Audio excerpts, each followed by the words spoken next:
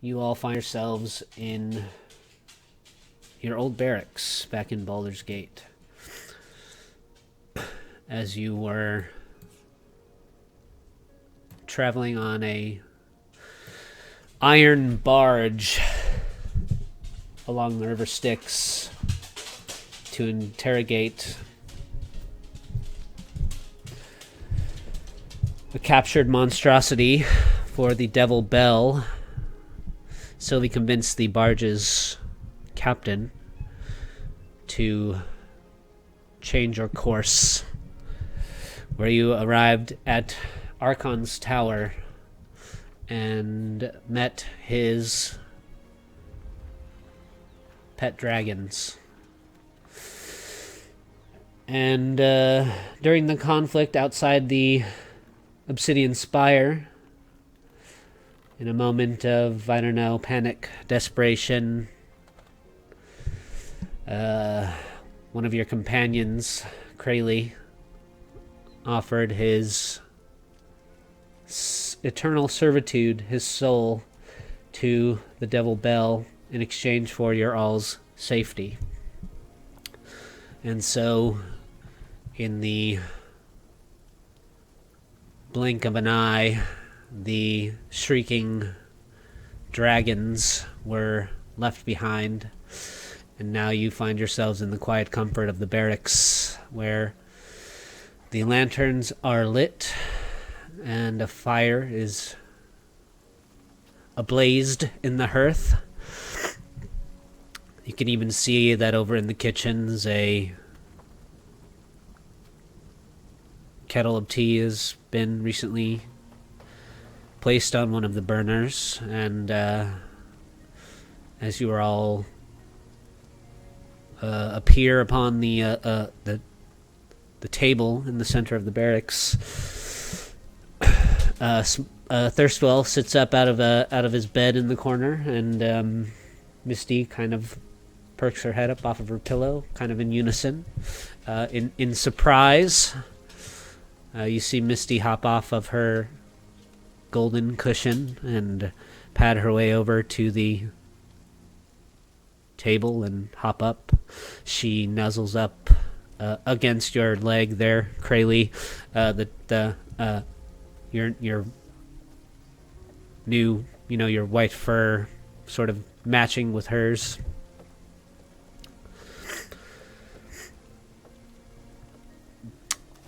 And you have returned to the material plane. Oh, we're in another layer of hell. What the fuck's going on? Mavithor looks around confused for a moment before he locks eyes with Krayley and tackles him to the ground. Oh my god. Oh my god. And he says, "What did you do?" I panicked. I don't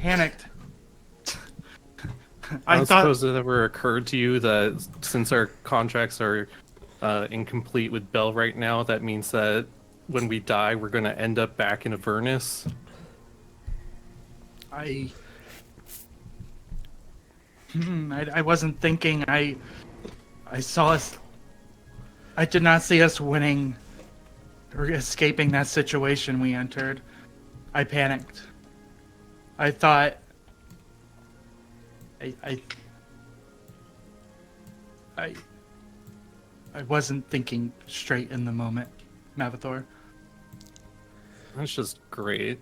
I don't think Bell's in much of a hurry to dethrone Zariel, so he can just play the long game, and by the end, we'll just end up back where we started.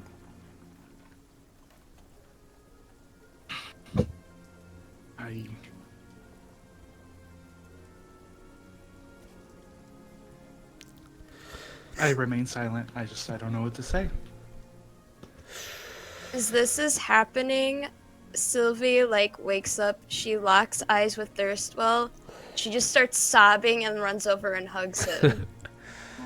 Oh my god, we really are in another layer of hell.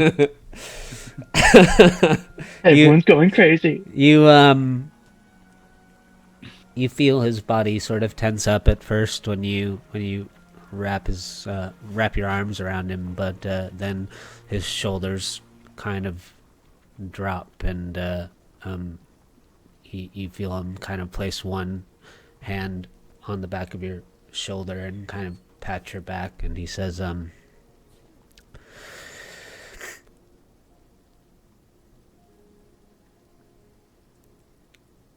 this is uncomfortable. I'm not used to these types of displays of I'm not certain if this is. Oh, I'm sorry. And then I let go of him, and I just awkwardly I'm sorry I couldn't save Dolos. I tried everything. I even prayed to my god that I used to pray to all the time, and nothing happened. Thirstwell, he says, well, you know, I was never much of a religious man myself, although I do not discount the existence of the gods. If there were ever a time for them to be listening, I would think it would be now, but it seems as though, for whatever reason, they are ignoring us. And, but he, reaches out and kind of grabs your hand, and he says, but I appreciate you trying. I knew that when you all left to Avernus, none of you may have ever returned. It was an act of bravery that I dare say I may never see again in my lifetime.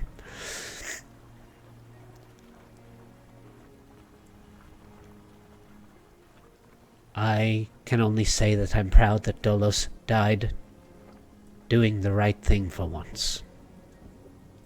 Yeah, me too. Did you get the letter that he was supposed to give you, the imp? He says, yes, but I haven't had the strength to read it yet. Do you think I should? Only when you're comfortable. But I think Dolos would want you to read it at some point. Well, even though I see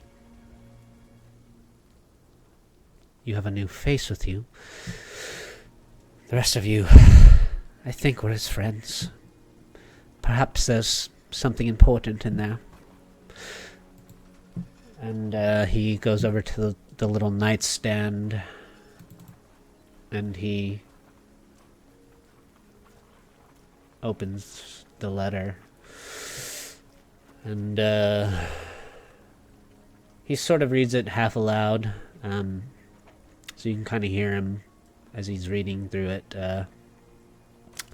To Thirstwell, if you're reading this, my love, then my life has met its end.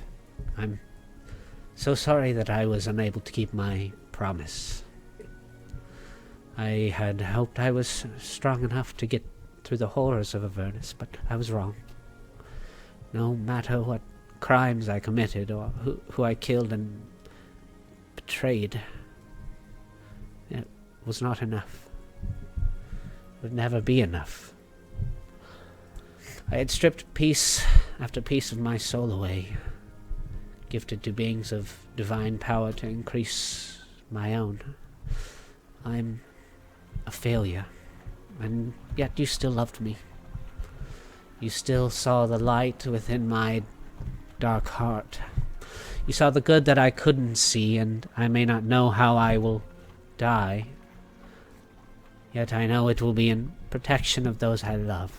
So, whenever you hear a whisper in the darkness, or feel a soft breeze across your cheek, or taste the sweet flavor of blueberries, know that I am with you, and my love for you will carry on through death. I hope you can forgive me, and allow yourself to do what I never could. live a full life of happiness.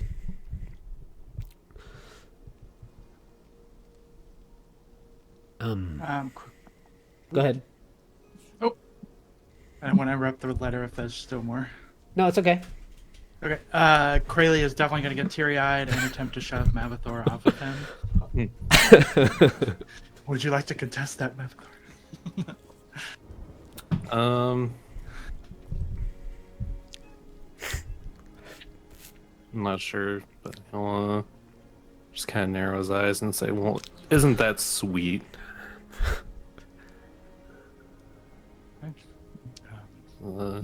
I'll say, "Well, look out on the bright side, Sylvie. Thanks to Krayley here, your sister's soul might be damned to oblivion now." Krayley will run outside if Mavathor. Yeah, he The doors are locked and barred from the inside of the barracks. It seems as though Thurstal has Runs head first.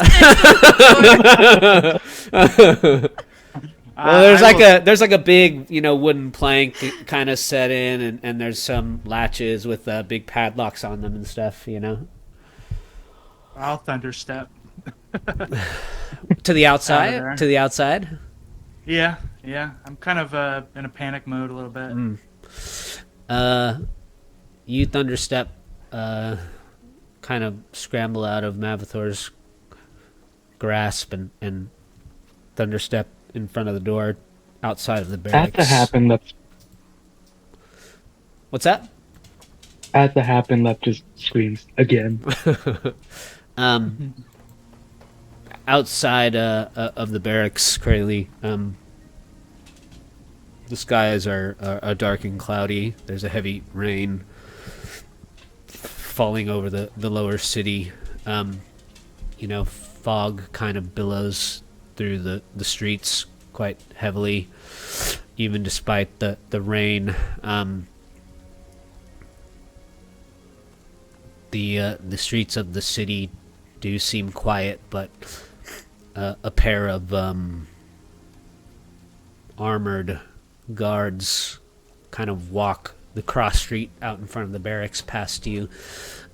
Through the fog, you notice that they're both wearing big blazoned flaming fist tabards. They kind of stop and eye you up and down for a minute and then turn and just keep walking. Thirstwell, he kind of stares at the letter for a few moments and he says, I'm sure that you all have plenty of questions about what's been going on in the city, and but I have a few of my own. It says here,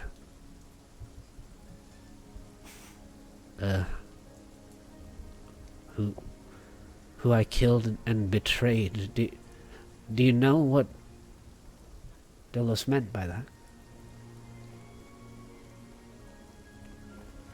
Lightheart.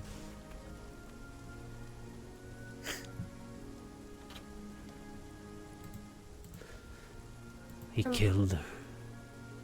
killed Captain Lightheart? Yeah. In cold blood, yes. But he did it to protect us. To gain power. And it was stupid of him to do.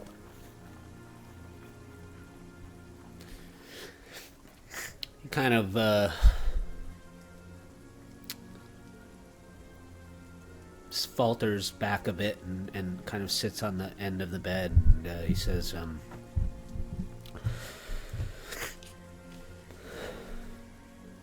I thought he had chosen a new path.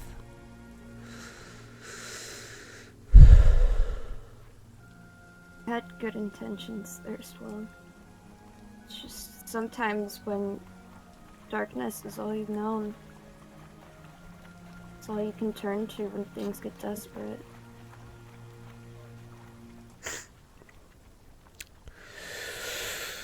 That may be true, but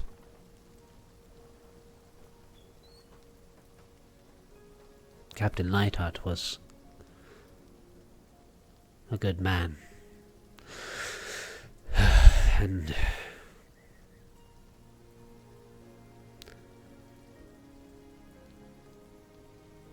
I thought perhaps... I guess I don't know what I thought. You are right that it is who he was.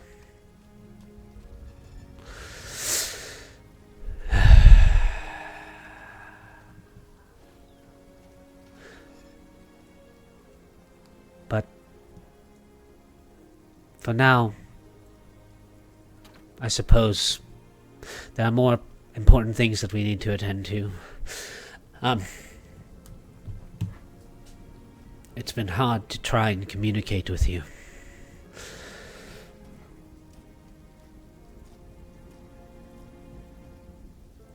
I can't even imagine what you've all gone through in the few days you've been gone. But I can tell you, now that you're back, a few things about what have happened here.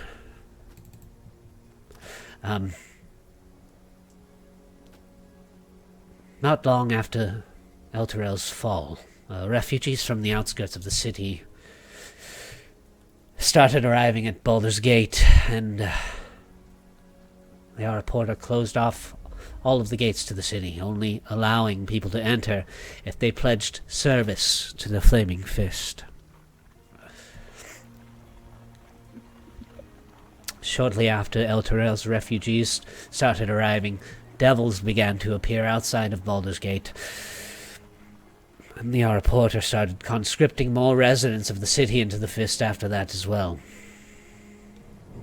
Every so often, devils attack the walls and the gates, but they never press too hard. They seem to only injure people instead of kill them.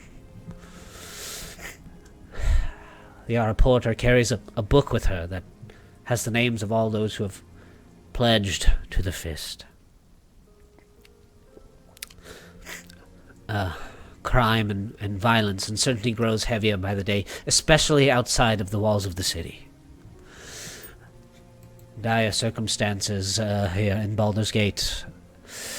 It is mostly pure chaos. And I believe that... I think it's quite obvious anyways, that the Araporter must serve Zariel. I think she's doing a similar thing that happened to the residents of Elturel, in having them all pledge in their service to the Fist. Collecting more souls for the Blood War.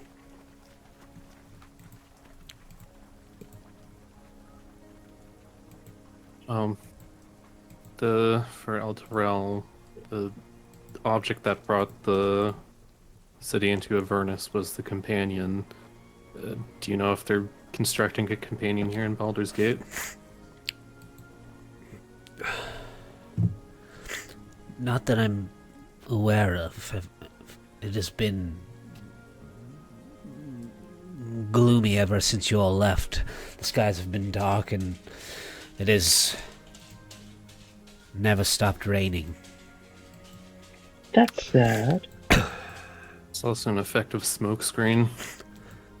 I followed in the Araporter's shadow for about a day, till I realized who she truly was. And since you all have left, I have mostly healed from my injuries, and I have regained much of my magical capabilities back. On the outside, the barracks appears to be destroyed, and I am currently in hiding.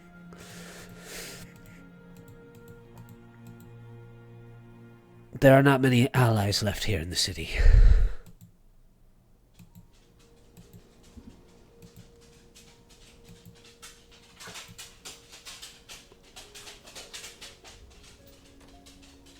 course, the rest of the Grand Dukes are happy that older Ravenguard is gone.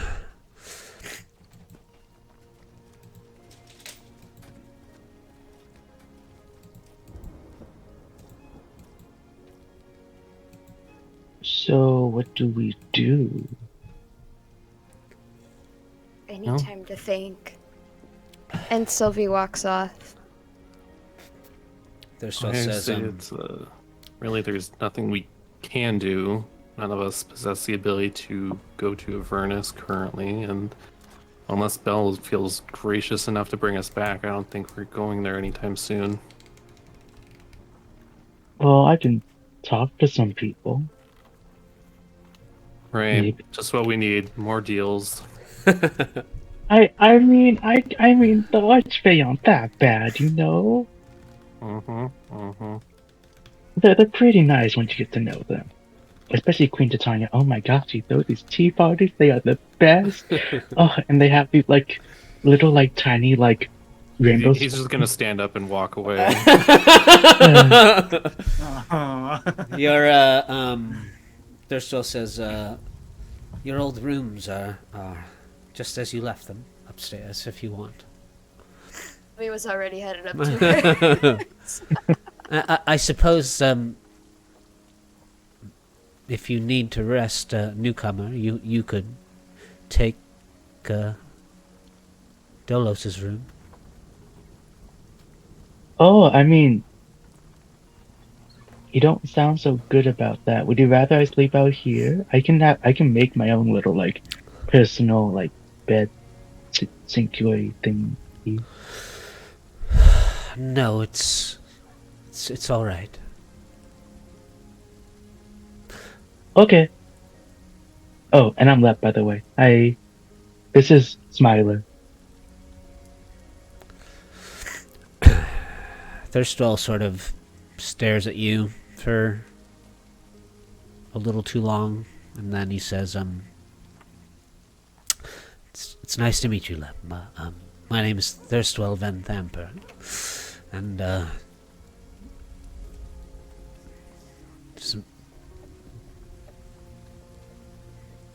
nice to meet you as well, Smiler. Oh, and this is Twig. Before Sylvie completely goes up the stairs, she's gonna cast message, and she's going to cast it to Thurstwell and say, I have to speak with you later. And then continues to walk upstairs.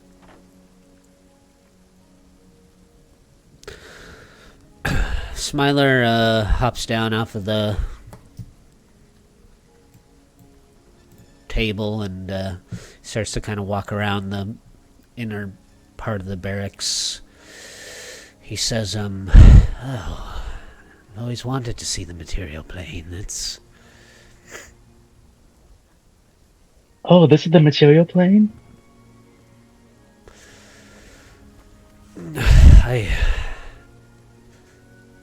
It must be. There aren't too many other places we could have ended up. Oh, that's true. Takes like a big breath, kind of like draws in a big breath of air. It's strange not to smell the fire and the brimstone. It's so crisp here. I think I might have a look around outside as well. And he heads towards the door, and in a sort of little flash of energy, he kind of passes through it to the outside.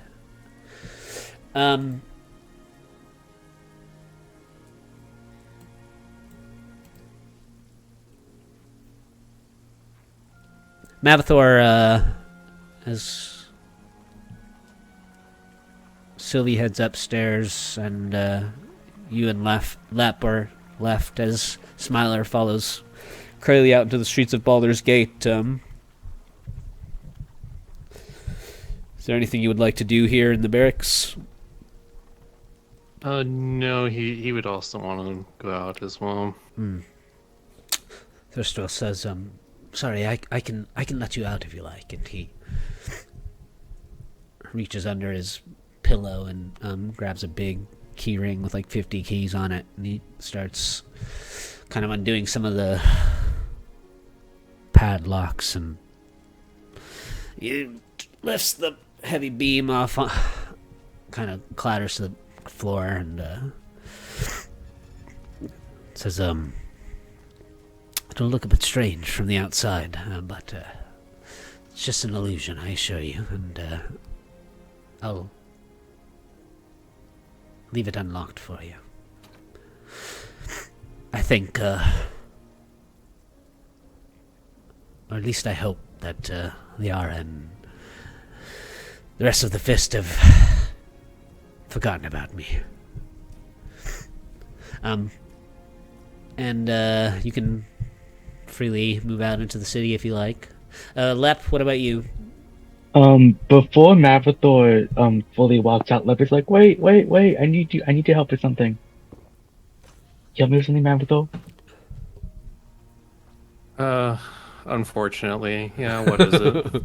Okay, he's gonna pull out Twig from his backpack and look at Twig and say, Twig, I need you to go with Mavithor and go to Smiler and stay with them.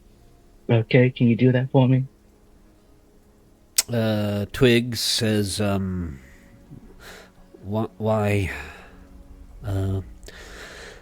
Lep? Because this is a strange new plan and I want to go looking around in these rooms and I want Smiler to be safe.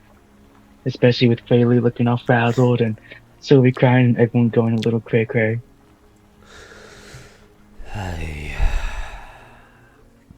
You know, safety in numbers and all that. I suppose that I would be lying if I said I wasn't curious to see what a human city looks like, and he hops over to Mavithor. Thank you, Twig. Thank you, Mavithor. He kind I'll of bake you a cake one of these days. he kind of like looks up at you, Mavithor. He says, "Do you mind?" Oh, go ahead. He kind of climbs up your leg, up your armor on your shoulder. You won't be too different from the shadows I usually carry around. And Twig is gonna walk up the stairs to Delos' room. Whoever this person may be. You head up to the room. Krayley Thunder stepped out into the streets a little ahead of everybody. Where do you go? If there's just I know you said things are kind of destroyed, but I guess if there's a semblance of an alley nearby, like nearby. Thirstwell has kind of made the barracks look destroyed with an illusion, spell. Most of the stuff around the barracks looks okay. But yeah, there's alleyways all throughout.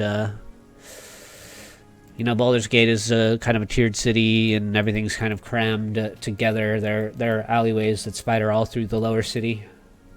Okay. Honestly, probably the closest alleyway to the right, I guess. Krayley's just sitting down, kind of rubbing his palms on his knees. Not his palms, his paws on his knees. Trying to catch his breath, I would say. Do you have any intent after you catch your breath? If I don't see anybody immediately near me, I am probably going to try to beeline it for Salsfoot. Okay. Yeah, I guess just to be maybe heads up with you guys, I think maybe this session will be just sort of... I don't know, it could go... Who knows? It could go anywhere. Last session, it could go anywhere. But I'm not pushing any agenda right now, so you guys can feel free to take your time with whatever you feel like you might want to get yourselves into back in Baldur's Gate. So, but seems as though you're kind of splitting up a bit for now, and that's totally fine. So,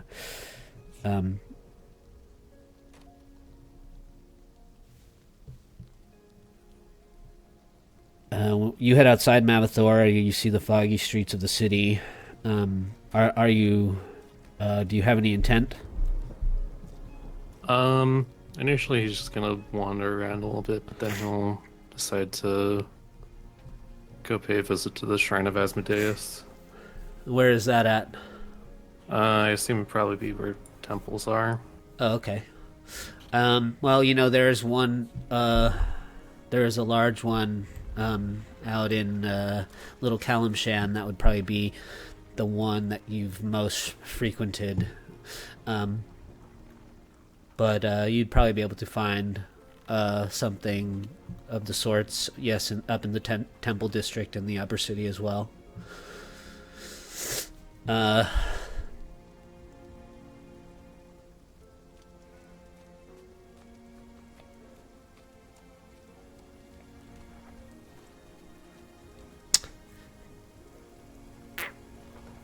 Twig says, as you guys are kind of walking, are you gonna head to the temples, or are you gonna head out to Little Kalimshan? He'll go to the temples. Okay. You head through the Manor Gate.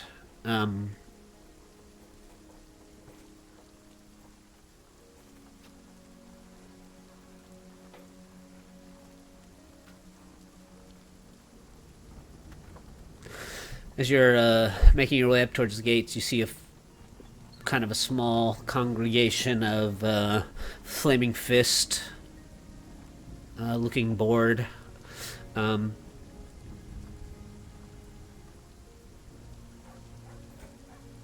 They kind of come to attention a little bit as they see you approaching in the fog. One of them kind of calls out to you, "Oh, where are you headed, mate?" Is that any of your business? Oh, what's with the attitude? I think it's exactly our business. We're on duty after all. Don't recognize your face. Well, I've been gone for a couple days, but let's just say last couple days have been pretty miserable, so... Well, do you have any of the proper paperwork to pass into the upper city?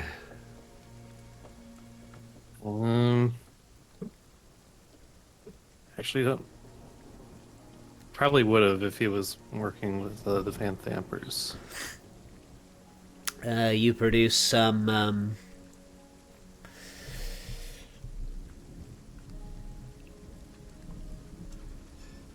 noble writs. They kind of look it over. They say, sorry, friend, but the Van Thampers, don't really hold any power in the city anymore. You're gonna have to find something more suitable than this if you want to pass into the upper city. I see. Well, thanks for your time, and we'll turn around and walk in a different direction.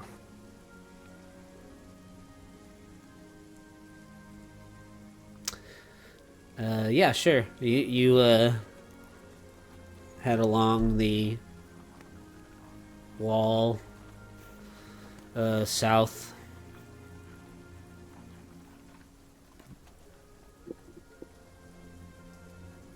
Kind of disappear in the fog.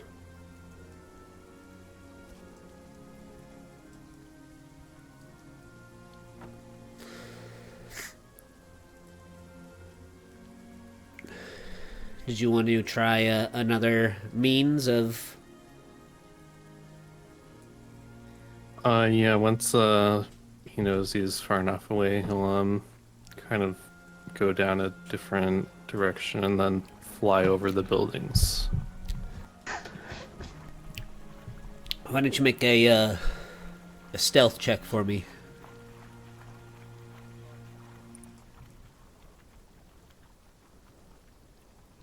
Yeah, I'll throw guidance on himself. Wow. Oh, no. Wait, am I wearing heavy armor? Oh, it's yeah. Yeah, I forgot about the classification. You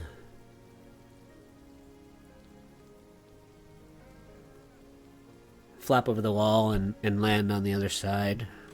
Oh, yeah, no, never. I forgot one of the features for the enchanted plate is no disadvantage on stealth. So, It's still just be a 1 anyways, right? yeah.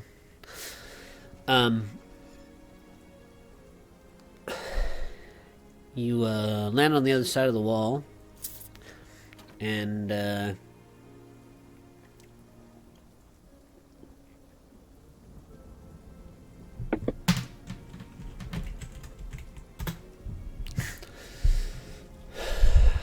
the billowing fog of the lower city is quite a bit thinner as you cross over the wall.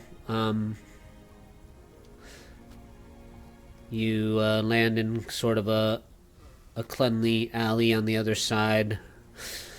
You can hear and see off in the main thoroughfares that the upper city is a bit livelier than the lower city. You can hear like a cart rolling over the cobbled streets with the clopping of like horse hooves, and you can hear people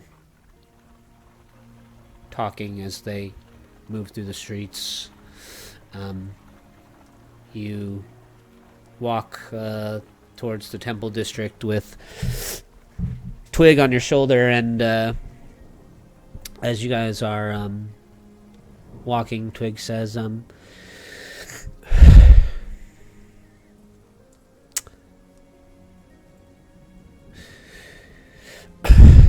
well, Mamathor, it's a strange perspective here on your shoulder.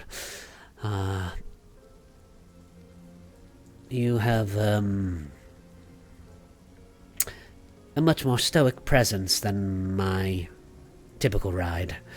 Have you always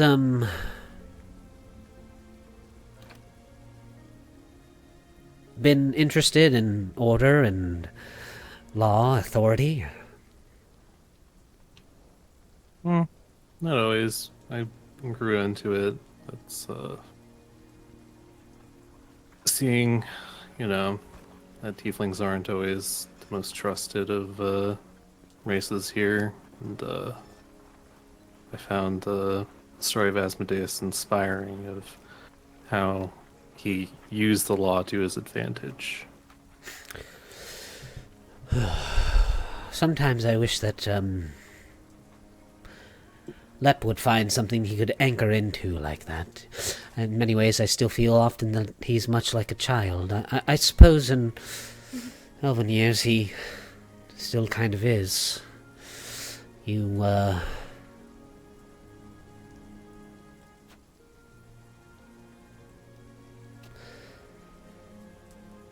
I don't mean this to be insulting, but I suppose humanoids, you just mature at a different pace. I suppose it's because you don't have a choice, really. Your lives are like the blink of an eye for most of us that come from the Feywild. Nevertheless, I do find that even in dire circumstances, your cool mind quite inspiring. I'm hoping that perhaps maybe Lep will learn a thing or two from you if he's paying attention. Unlikely. Maybe if he hung around Avernus long enough, he'd start to rub off on him. You know, in the Feywild,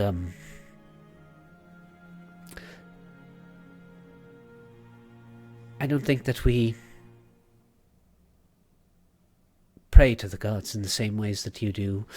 The elven lords are sort of omnipresent in our lives, and although we know that the human gods have a part in the nature of the universe, it's easy for us to forget about them altogether because they aren't necessarily a part of ours. How do you know? Yeah. How do you know that? How do you know that Asmodeus, that he cares about you?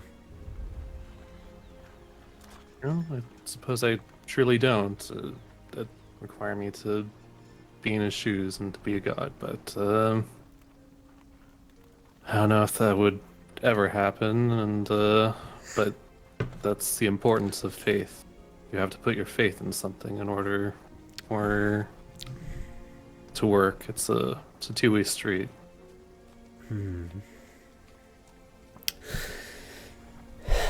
Faith is an odd concept. I suppose that we practice it in our own way in the Feywild, but I think it manifests in different ways. Do you mind if I watch you pray and take a few notes?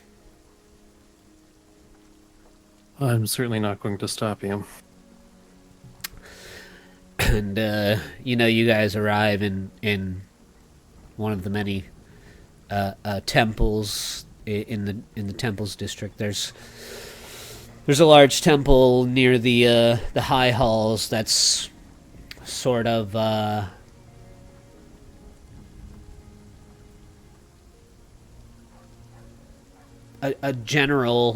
generalist temple, so you can kind of find shrines dedicated to all of the Faerunian gods there, and you kind of walk into a tall, arched temple with long lines of pews, and off on one far side towards the back of the temple, there's a shrine of to Asmodeus. There's kind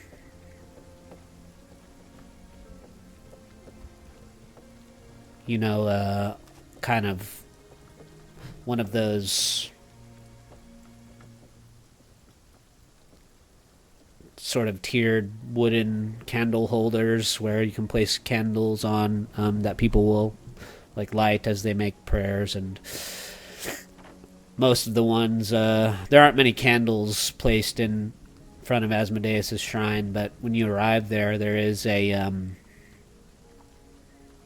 young tiefling woman, sort of modestly dressed in nice clothing. She's wearing kind of maybe a blood red sort of velvet overcoat, and it's buttoned all the way up, and you can see that she's got some red dragon skin heels that are sort of exposed underneath the long coat. But she's kneeling, she's got a dark sort of a charcoal complexion, and her back is to you, but you can see her horns, and she's got kind of blonde, a dark blonde hair that's kind of streaming down her back in a braid, and she's holding a candle, kneeling in front of the shrine, sort of quietly. You can hear her quietly praying in Infernal.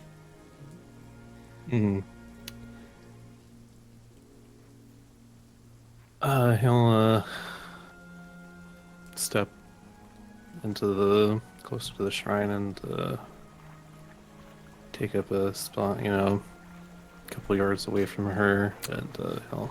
She kind of you startle her a little bit, and she says, "Oh, I'm sorry, I didn't see you there. I didn't hear you either. I must have been concentrating. I'm sorry. I'll make room for you." And she sort of scoots down towards the end of the shrine. She kind of gives you like a polite smile, and she closes her eyes and keeps praying.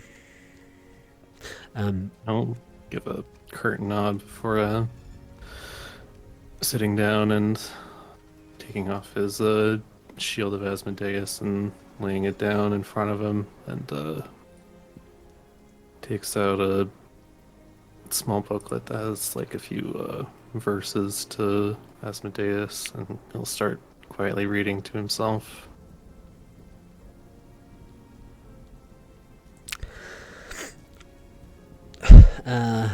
Lep kind of hops down and Twig? Twig kind of hops Twig kind of hops down, and you see him kind of like trying to look through your book as you're there in front of the shrine. Crayley, you sort of gather yourself, and then you're there. You hear Mavathor pass through the illusion of the barracks, and you hear him sort of wander off towards the upper city, and you're kind of there alone. Now your fur's starting to get heavy with rain. The longer you stand there or in the fog gathering your breath, and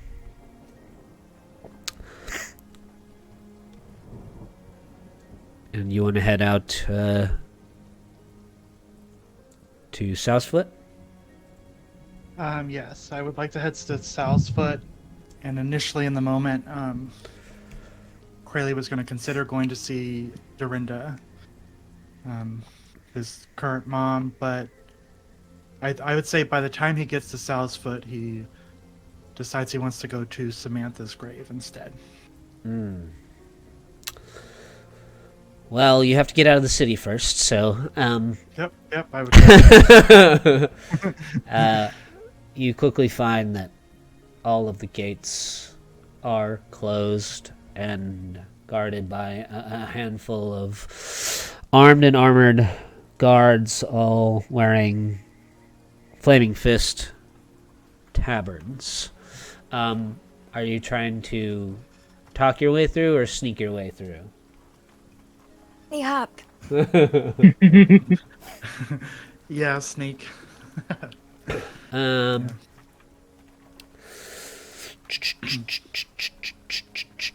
Okay, make a stealth check for me. Okay. It's gonna be really funny if you guys all roll natural ones on these.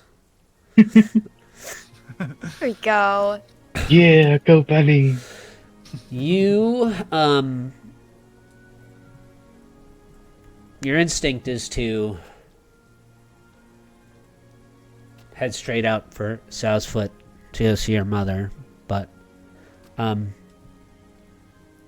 the last moment, you change your mind and you decide to head to the cliffside cemetery, and so you head out towards the cliff gate, and you manage to sort of, you see that the grouping of guards there, and so you head down the wall to the sea, and you're able to kind of skirt around along the cliffside and scramble your way up and out of the city, and you make your way along the cliffside.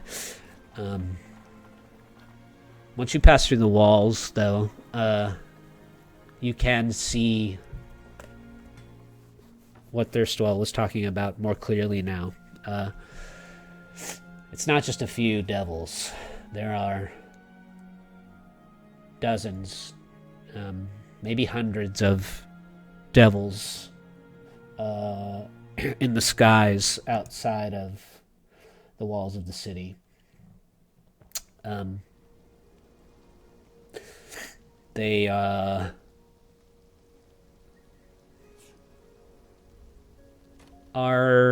Not too many outside of the cliff gate here, but you can kind of see off to the north once you pass through most of the fog out and get outside of the walls.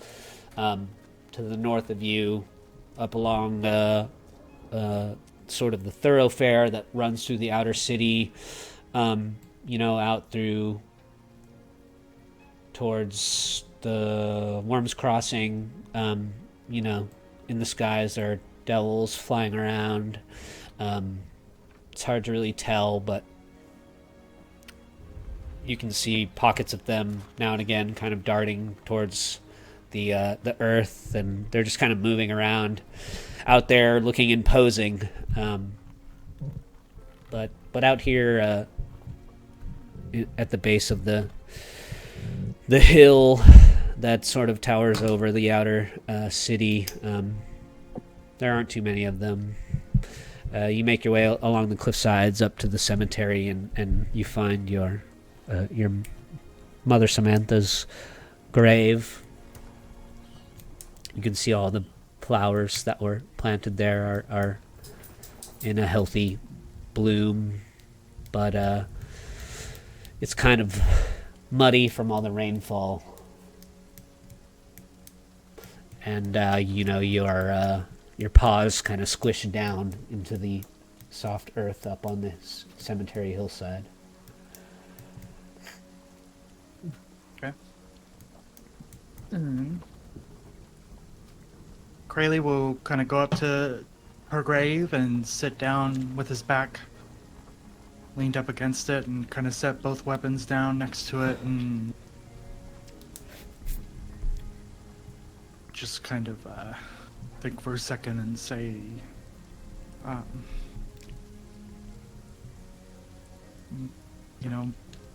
Mom, I don't know if you're, listening to this, but I think I fucked up real bad. And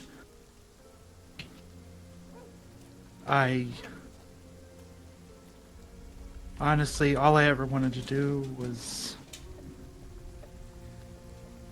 lead by your example of doing what you felt was right for your family, what was right for your friends, what was right for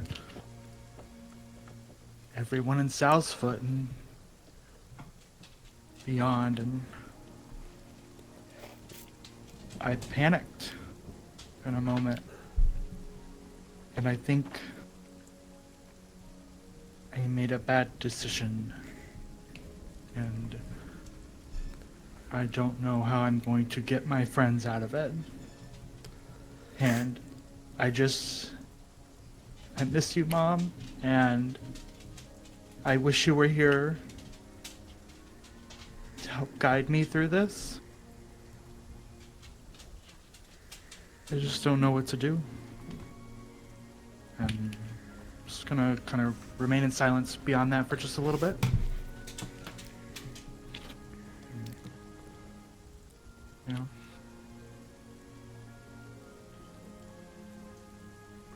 And just think,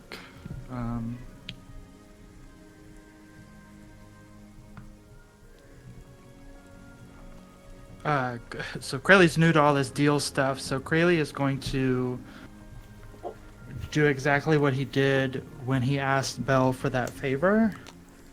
Just kind of presenting the flame tongue and request an audience with Belle and see if anything happens.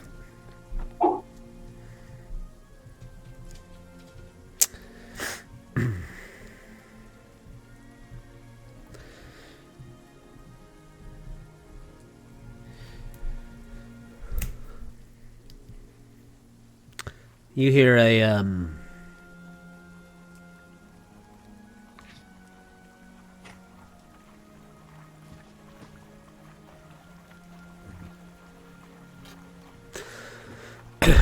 a deeply resonant voice behind you, as your back's on the gravestone, and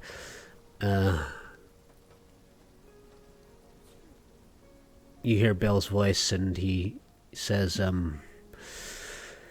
"You know, I've always loved the ocean. Sometimes I come here to the material plane, and I just sit and I watch the waters flow in and out.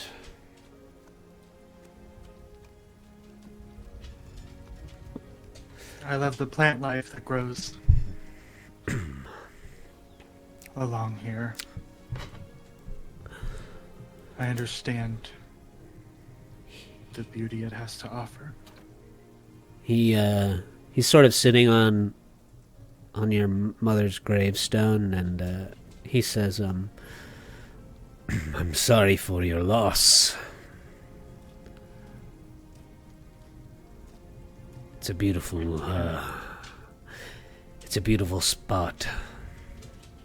If I had a mother, I'm sure I would have buried her somewhere similar. Can I see if he seems genuine?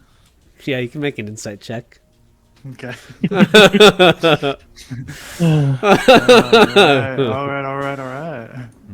maybe some lies.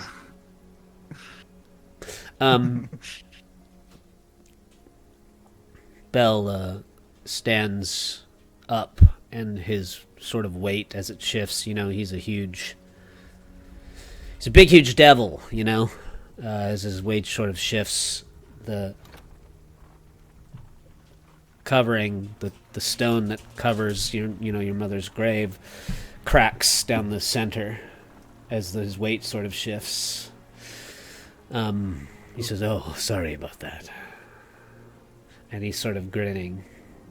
Even with a 12, you can tell that he's just kind of reveling in this pain you're feeling right now. Oh, God. I'm gonna cry again. He says,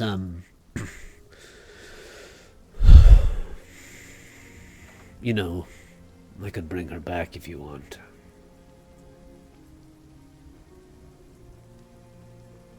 You're going to need someone to keep you company for eternity.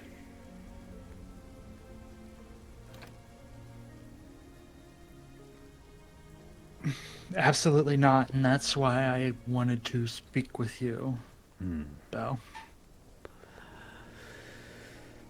Yes,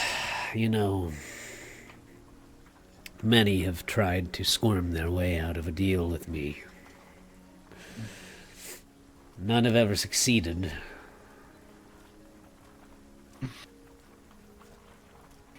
Well, I'm sure it comes as no surprise. I'm a bit of a novice when it comes to all this deal making. I wanted to make some clarifications. Do the deal I struck with you, Belle, I own what I directly offered to you. Is it really my decision that can affect my friend's outcome? This decision I made wasn't their choice.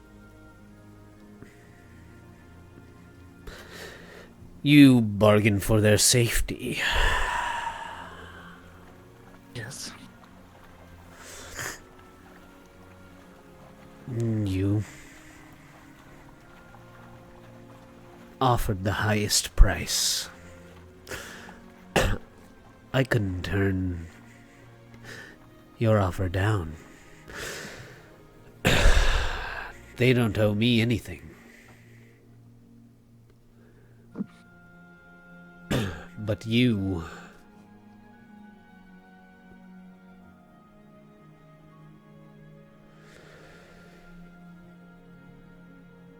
given me everything. Everything that is you, anyways.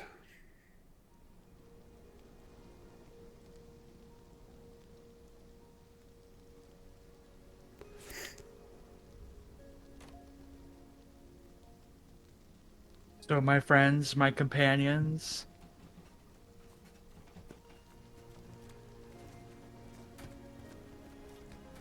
I guess the deal we all made as a group prior to this, I assume it still stands? That is a separate bargain from the one we've made. Are they shown any leeway for my decision that has led them down this path? Not a decision of their own? Well, the Cybrex is still in my clutches. You've taken a little detour. Hmm. And the rods still need finding? They do. I can have you all back in Avernus with a snap of my fingers, you know.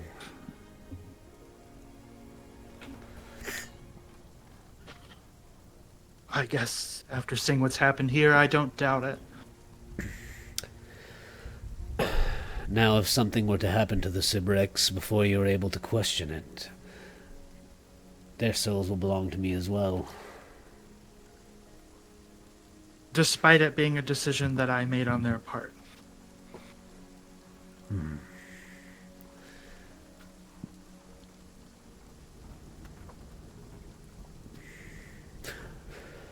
All contracts are binding.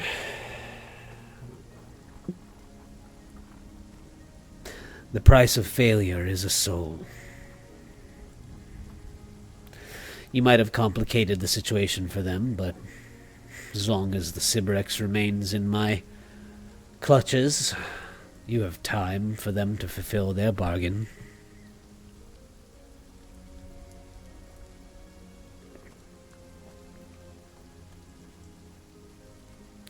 Why did you offer your soul to me anyways? It didn't seem completely necessary to me. Of course, I'm never going to turn down a soul.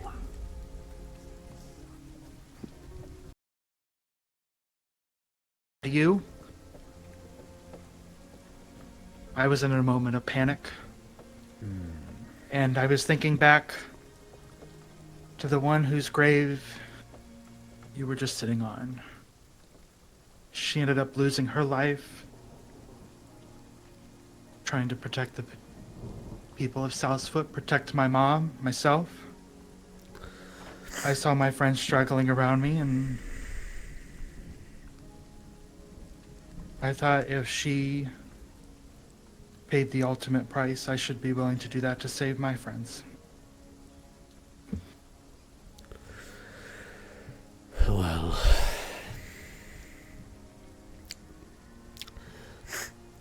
perhaps if you're going to be in my eternal service,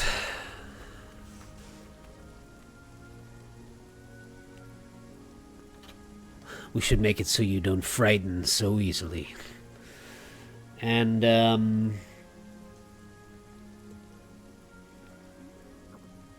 Bell sort of,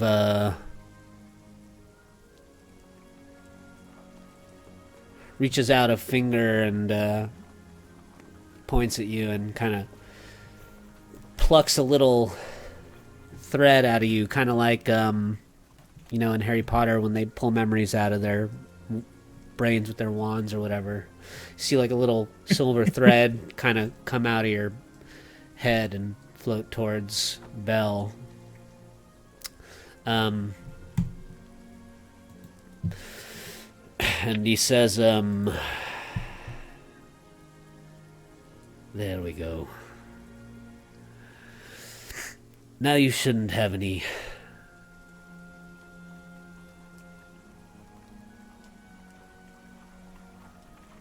anything left to be afraid of. And I don't know, I guess this is maybe like a bond now that your character gains. You are now fearless. Okay.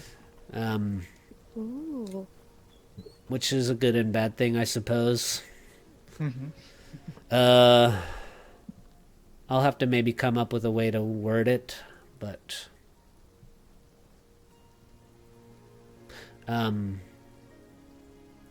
Bell has taken away your empathy. Okay. Oh, fuck. Oh.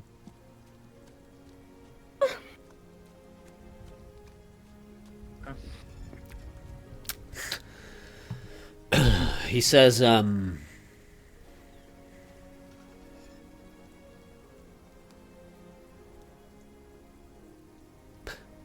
know you didn't understand what you were offering.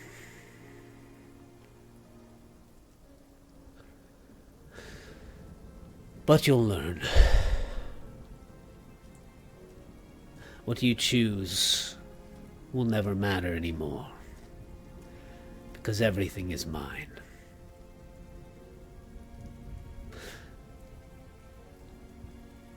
And, he,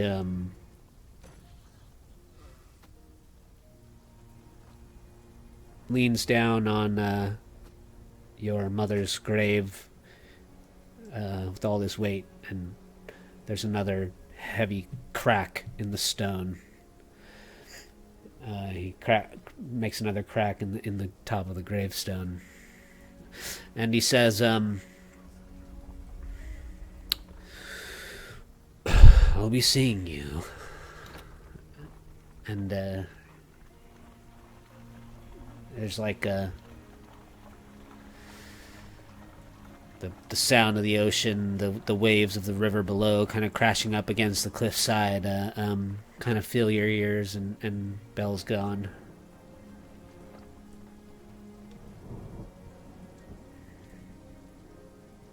I will begin to walk back to the barracks. I guess unaffected by that sight.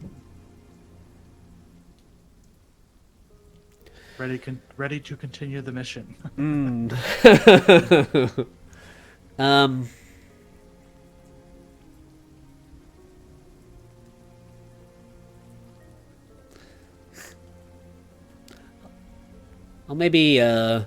I'll try and clearly define what that means for you. Maybe. Not maybe. I'll try and clearly define what that means for you, but Okay. It is kind of like that. You see the cracks in the stone of your mother's grave, and you don't really feel anything about it. And Like an absence of emotion. Yeah, an absence of emotion. Yeah. Oh no. I Haley's a guess I'll- psychopath. And guess I'll look at it blankly. and you know, that's, you do feel this sort of low level compulsion to get back to serving Bell, which for the time being is, you know, getting back to the Sybarex and finding the rods for him. Okay. That works.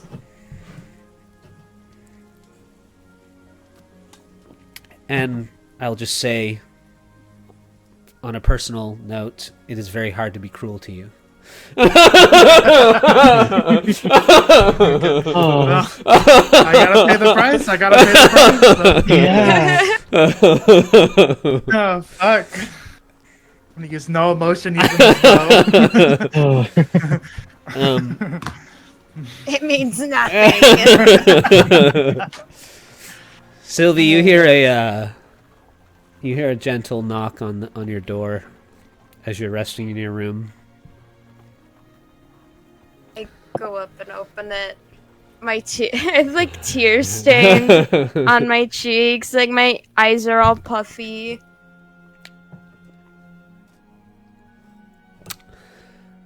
Thirstwell is there, and when he sees you crying, you know he can't help it. But you see a few tears well up in the corner of his eyes, and he says,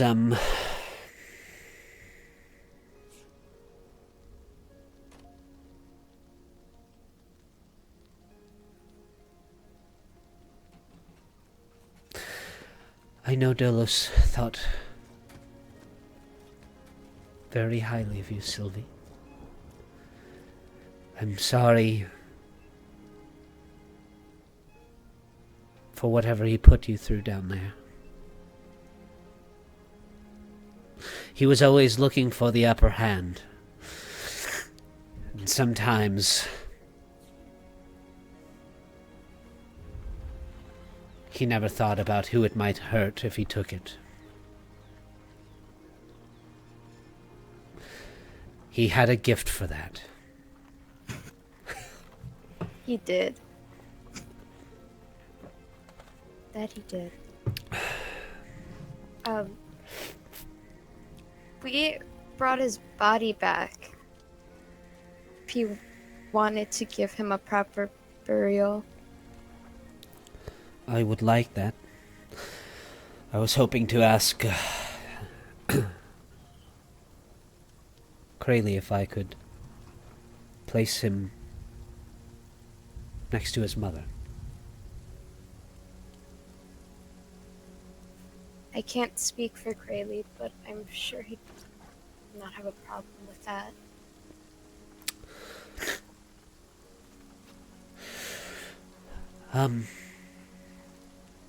You asked to see me. What did you need? So... Funny story. I took, a mysterious potion, and, I got some insight into a few things, and, how do I say this? You know our new friend that came down here with us? Lep? Yes? He's Dolos's brother.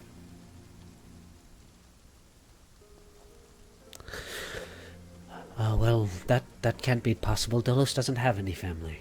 He was an orphan.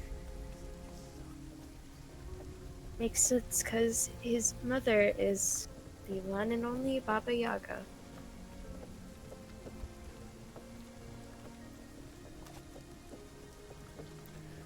Which makes a lot of things make a lot more sense.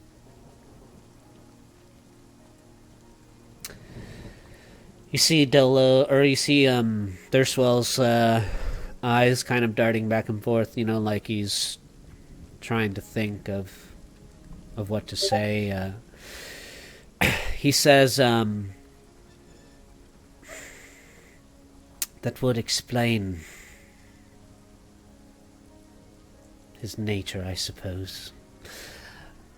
But I don't know what I should do with that information. Does your new companion know? Should I speak to him about it? I mean, I don't know. I mean, if you'd like to, you can.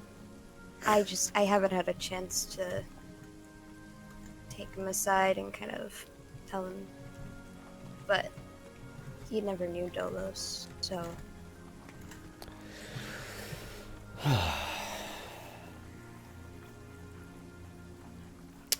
Well, if things had turned out a different way, I'm sure that knowledge would have helped Dolos feel less alone in the world. But seeing as he's gone... thank you for telling me, though. Of course. Maybe for now,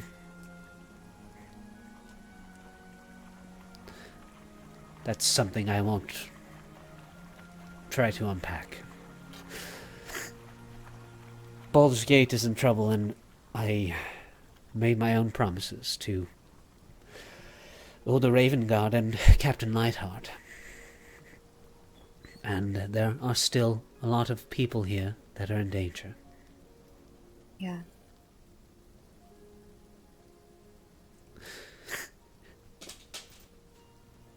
How do you do it there, Swell? What do you mean? How do you just keep going? With all the pain that's going on.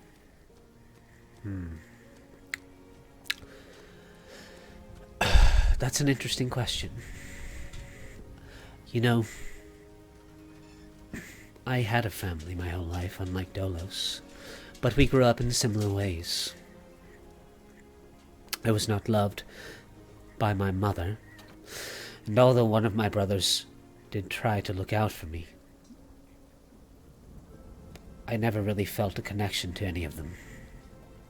So in many ways, I spent most of my life alone as well. Just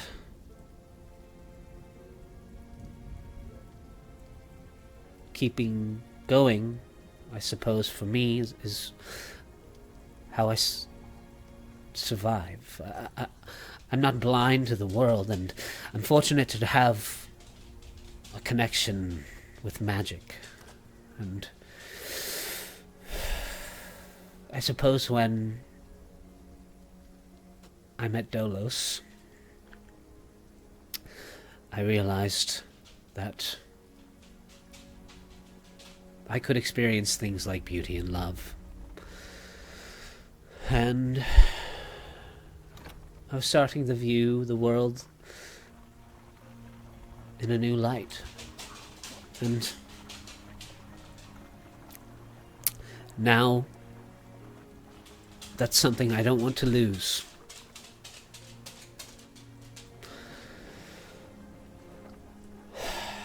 So, now, like I always have, I wake up one day at a time,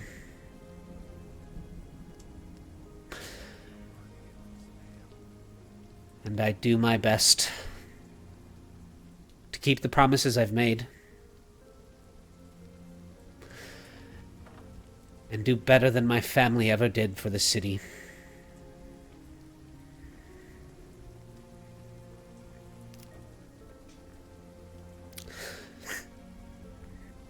Because I think that that's the right thing to do.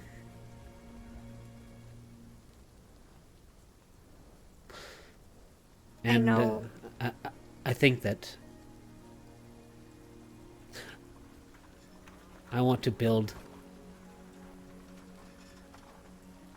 a world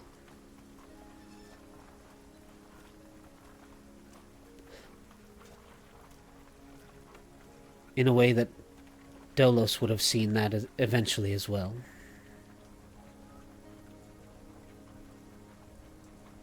So,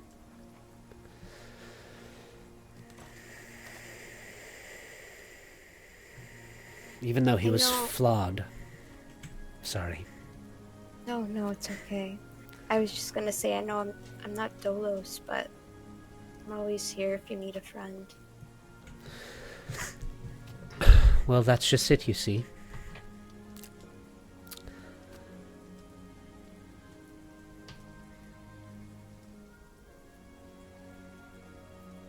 I do need a friend. I need friends. We all do. That's what I've realized about the world. That it doesn't have to be a place where people are just struggling for power, for the sake of it, for turning their backs on each other and being ruthless for their own personal gain.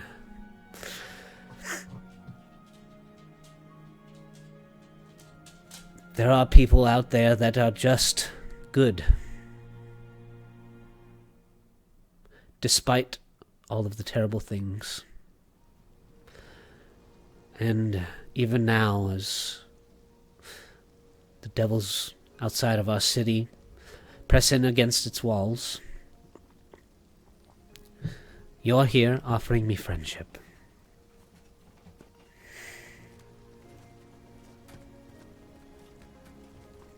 am.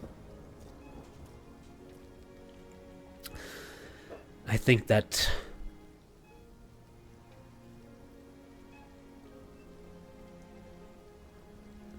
that's something that's worth fighting for.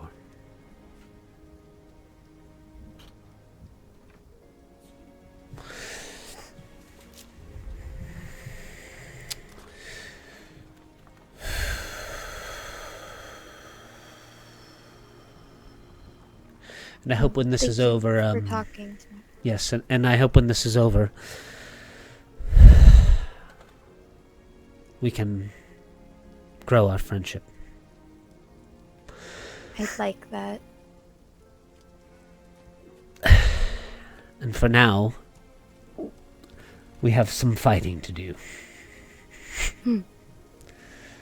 That's one thing I am kind of good at, depending on the day.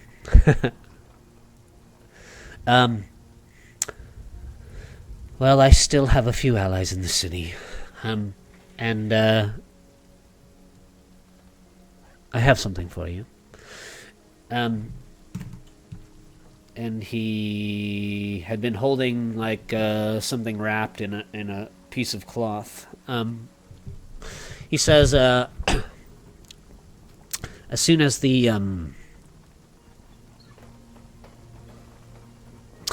all the trouble started, a landor packed up the Silver Spire and fled the city. But he left something here for you to support some of his best customers. He knows that you've been using his special potions, and he pulled this out of his inventories in hopes it would help you in the fight. And he gives you the thing wrapped up in the cloth. You can feel it is definitely dagger shaped.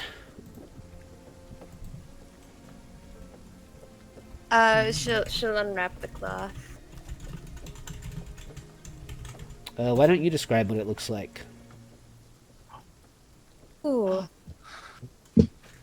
Okay, I will say it has a butterfly hilt. Like at the very end of the pommel is a butterfly.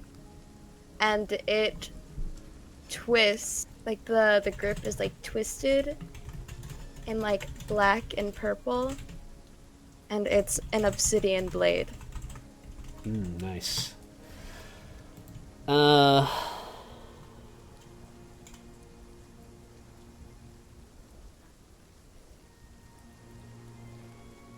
me a sec here.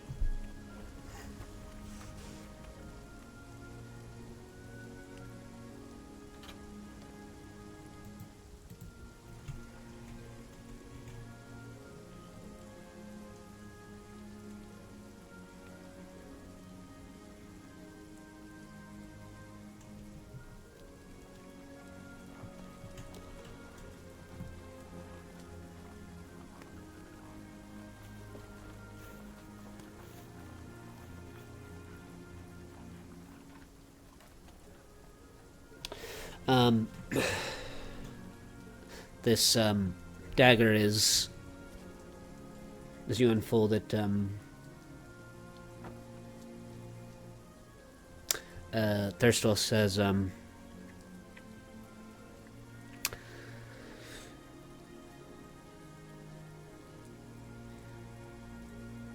Elandor said that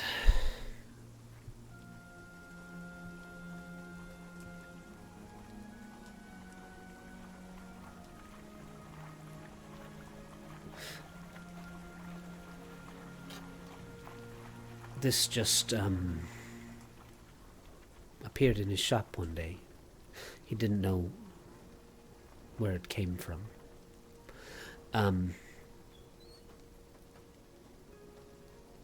But for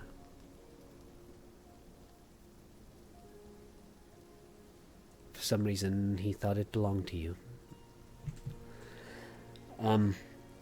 He left these as well. And he gives you 6 more mystery potions. He says he knows you like them. Thank you for giving these to me. They will definitely help me out a lot.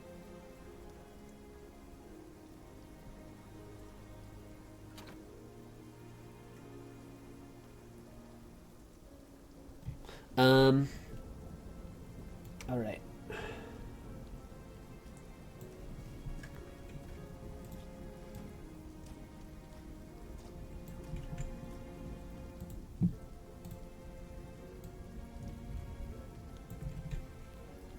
This is a +2 dagger. Ooh. And I posted in the Roll20 its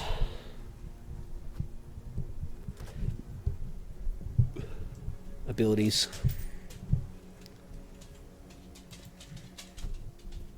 Shadow Stiletto. I love the name. So cool. Cool. Very cool. Very badass.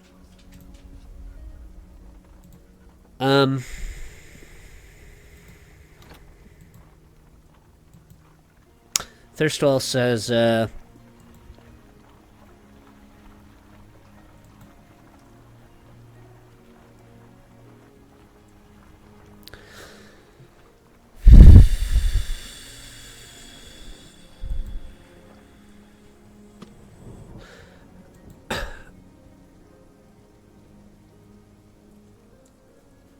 how did you guys get back here?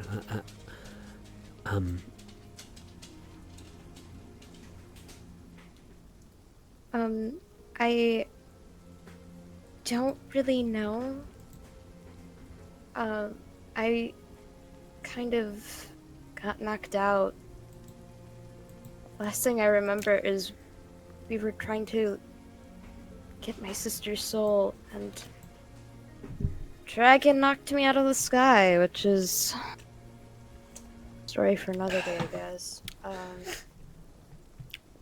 And then when I woke up, we were back here.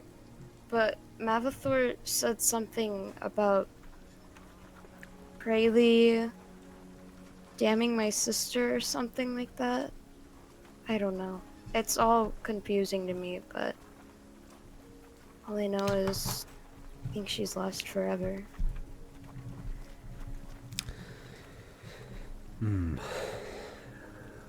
Well, I would have to say that now is not the time to start feeling hopeless. You don't want to go around creating self-fulfilling prophecies, you know. That's very true.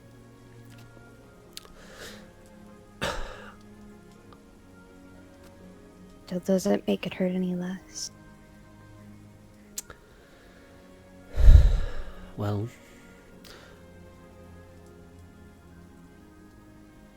I hope your sister is not lost. And,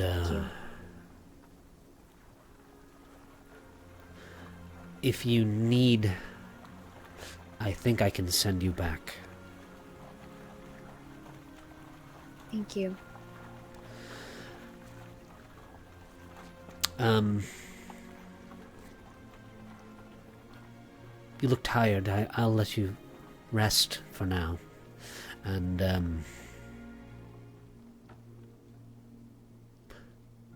I'm glad you're safe, Sylvie. Thank you. Same goes for you. I want you to know that you shouldn't feel guilty. Whatever happened to Dolos was his own choice, his own actions. Don't hold yourself responsible. You don't need to live with that guilt, especially now.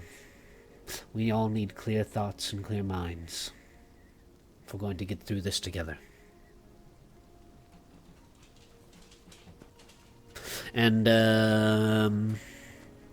Lep, is there anything do you have any intent?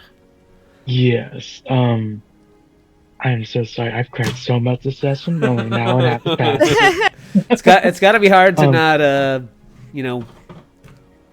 be Dolos right now, you know. Yeah. Oh God. But yeah, no. Imagine he like went up to Dulles' room, and I don't know. He's feeling such a weird mix of emotions, like confusion, of course, and just sadness, and for some reason, like a really deep sense of sorrow by being in this room. And I imagine he finds a mirror and has a weird like urge to punch it, but doesn't.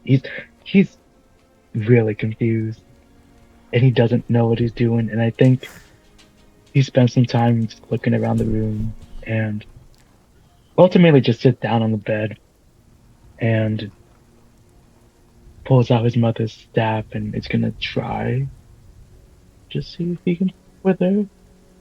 Try and see if he can. He doesn't know what he wants. He just wants to talk to his mom. Mm. Yeah, you can talk into the staff. Okay. Yeah, he just looks at it and looks out the rain and just like I'm confused. I mean, this is the material plane, and that's pretty cool. I mean, I know you told me about it a little bit, but I don't really know a whole lot about it except from what I've read, and I don't know. It seems like everyone's going a little crazy. I mean, everyone kind of left, and I don't know. Everyone seems so sad, and I don't like that. I mean, I don't know if you're hearing this or if this is going to anybody, but I mean, maybe you can help. I don't know. I mean, I don't know. I just want to talk to my mom again. That's all right.